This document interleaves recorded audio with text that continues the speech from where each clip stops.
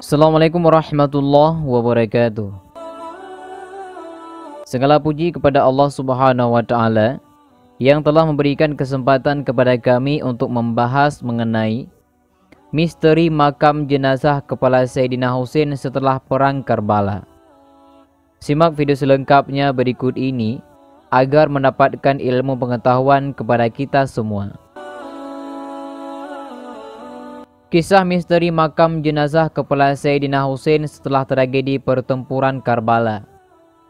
Sejarah kelam tidak bisa dihilangkan dari ingatan umat Islam. Terbunuhnya cucu sekaligus dzurriyyah Nabi Muhammad SAW memunculkan kesedihan mendalam dari kalangan umat Islam. Tragedi Karbala juga memunculkan konflik dan dianggap sebagai awal terpecahnya Islam menjadi aliran Sunni dan aliran Syiah. Kaum Syiah menjadikan Sayyidina Husain termasuk dalam jajaran Imam Syiah yang ketiga. Selain itu, akidah dan praktik ibadah orang-orang Syiah juga ada perbedaan dengan aliran Sunni. Berikut kisah perjalanan kelam jenazah mulia Sayyidina Husain bin Ali. Al-Kisah. Dahulu setelah pertempuran Karbala berakhir, nasib jenazah Sayyidina Husain dibawa kemana-mana.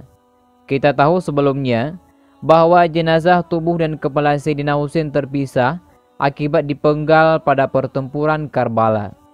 Bagian tubuh Sayyidina Husain dimakamkan di sekitar beliau wafat di Karbala. Sedangkan bagian untuk kepala, banyak perbedaan pendapat di antara para ulama.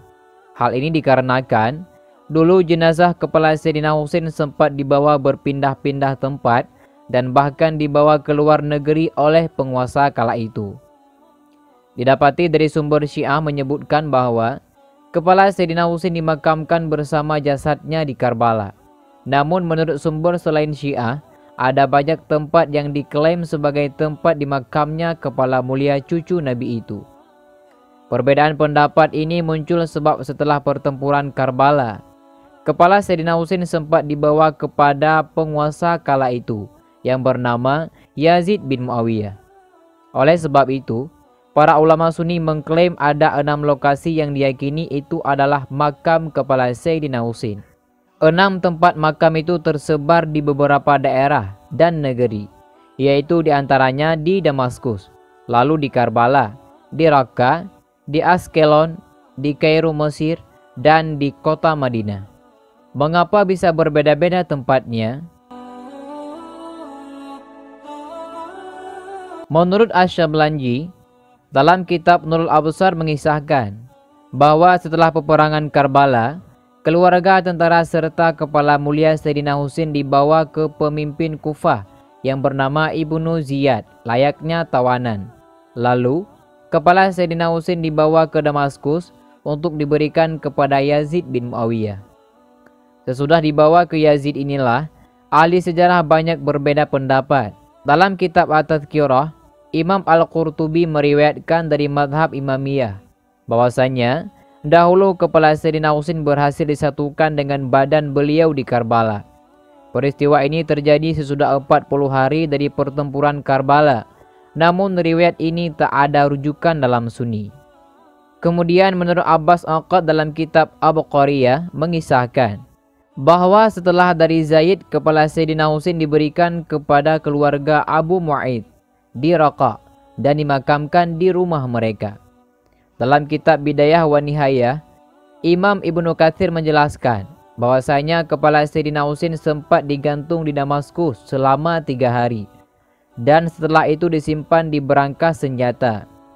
Pada masa kekuasaan Sulaiman bin Abdul Malik, kepala itu lalu diambil dikafani dan dimakamkan. Namun, setelah beberapa tahun makam itu dibongkar dan dicuri kelompok Musawadah. Sedangkan dalam kitab Ma'athir Al-Linaqah, Al-Qalqashandi menjelaskan, ada pendapat bahwasanya jenazah kepala Sayyidina Husain dimakamkan di Askelon. Lalu dalam kitab Nurul Absar, Asy-Syablanji mengisahkan bahwasanya saat kepala Sayyidina Husain diberikan kepada Yazid, Kemudian Yazid memberi perintah agar kepala Sayyidina Husain diarak keliling kota sampai di Askelon. Kemudian pemerintah Askelon menginstruksikan agar kepala Sayyidina Husain dimakamkan di sana. Apabila kepala Sayyidina Husain benar dimakamkan di Askelon, maka argumen yang berpendapat kepala Sayyidina Husain di Kairo bisa jadi benar. Hal ini disebabkan ada tulisan Al-Qalqashandi yang mengisahkan proses pemindahan kepala itu. Pula dikisahkan saat Raja Al-Faiz, yaitu salah satu Raja Syiah Fatimil Mesir, mau mendirikan bangunan universitas, maka dia menginginkan supaya kepala Sayyidina Husain dibawa ke Mesir. Raja Al-Faiz itu lalu memerintahkan Thalaq bin Ruzik untuk menyuap orang-orang di Askelon supaya mau memindahkan kepala Sayyidina Husain ke Kairo, Mesir.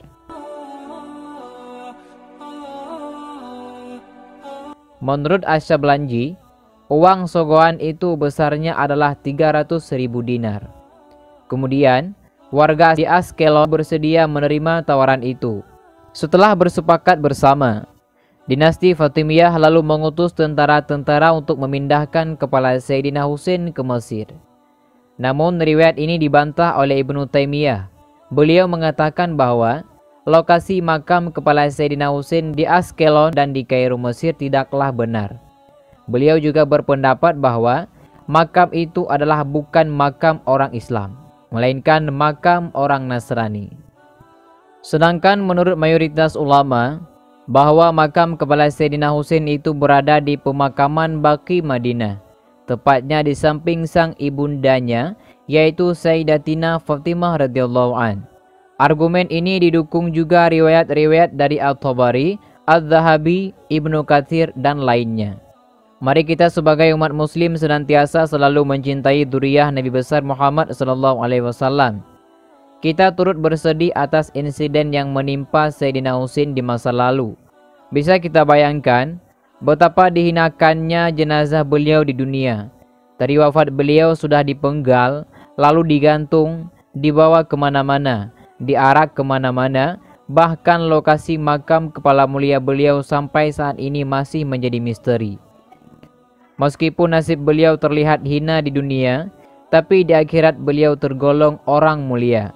Bahkan disabdakan Nabi Muhammad SAW bahwa Sayyidina Hasan dan Sayyidina Husain akan menjadi pemimpinnya para pemuda surga di akhirat kelak.